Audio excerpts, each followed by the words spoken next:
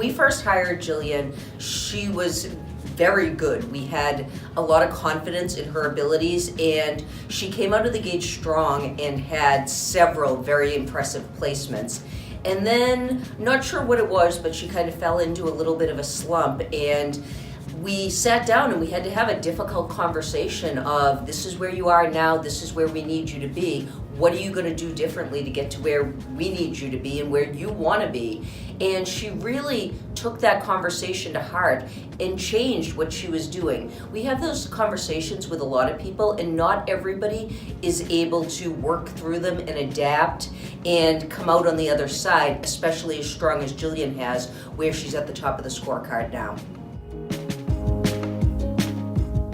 I started the Nagler Group about 4 years ago. When I'd never recruited before, so it was a first time thing for me. So when I started, I had a little bit of quick success with some good placements. And then I started to kind of build my candidate base.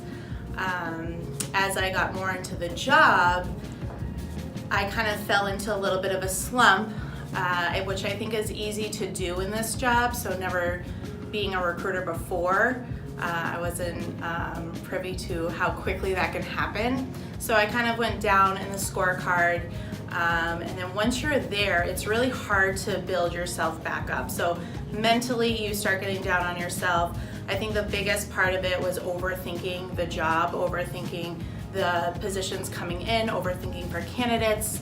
So I think for any recruiter, they've kind of been there where they've just overthought it. So I got to a point where I had to decide, okay, I need to do my job differently than what I'm doing. So if it's not working, you gotta figure out something else to do differently. So I started just bringing in every candidate. I would submit to every job.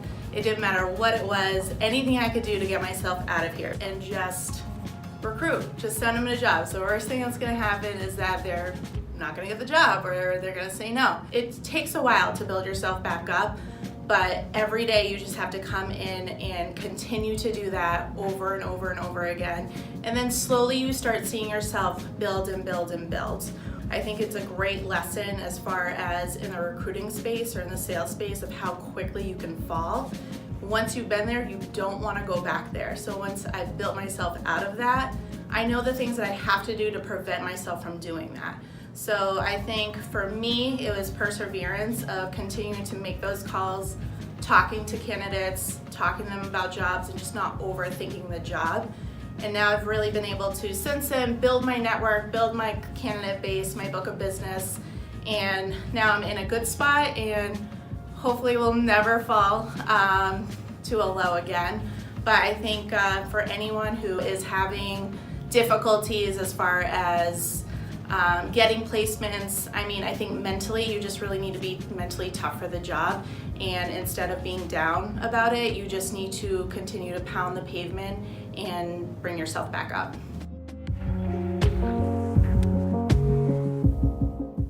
I'm lucky enough to be on a team where I have tenured recruiters that I've learned from. So I've had to learn from them to be really quick. So, and we're all great friends, but like when I beat Val out on a candidate, it feels great. Or when there's a perm job and my candidate gets it over a Jeannie's, it feels great.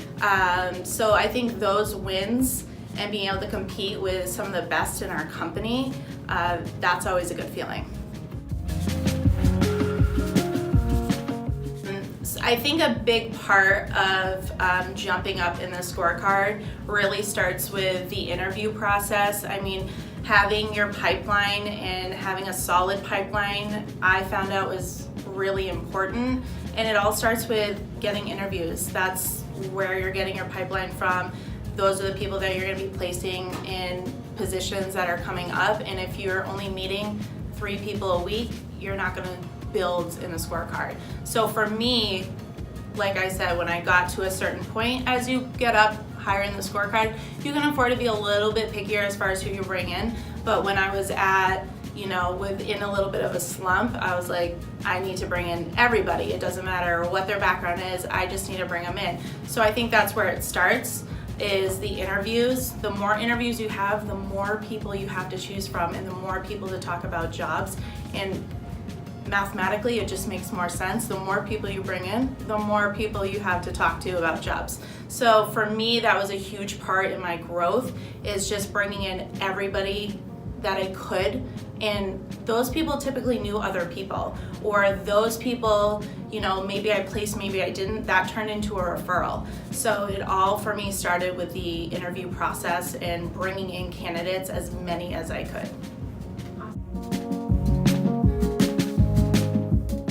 One great tip I would give a recruiter, especially a new recruiter, is not to be timid and don't overthink it.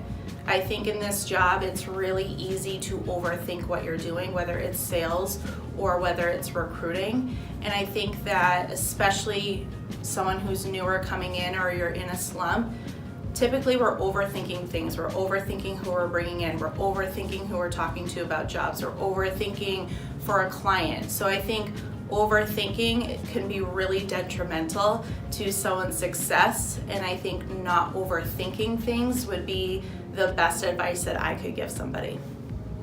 I think one of the things Jillian has done is to be very, very fearless as far as how she's approaching the business, bringing in as many candidates as she can. She typically leads the team week after week in the number of interviews, and it's a real mix of candidates, and that's allowed her to have a great variety, have a lot of people to speak with regarding every single position that we bring in, and as a result of that, she's made more placements. It's sort of the law of averages. You meet more people, you submit more people to jobs, and you end up getting more placements. So that formula has really worked for her. And I think one of the other things she's really improved upon is the whole idea, I call it analysis paralysis, where people overthink how they're doing the job of, should I call this person? Should I not call this person? Oh, the job pays $15 an hour. They said they wanted 17. And I always stress to people, just pick up the phone and have the conversation. And that's exactly what Jillian does. She's having those conversations with people. And guess what? People surprise you sometimes. You can't make a judgment for somebody else's life. And she's giving them options. They don't have to take any of the options that she's giving them, but she's calling them up, she's having good conversations, and as a result, I feel like her candidates really believe in her abilities, because she's taking a very consultative approach to how she's treating them and how she's treating their job search, of saying, there's option A, there's option B, there's option C. What do you want?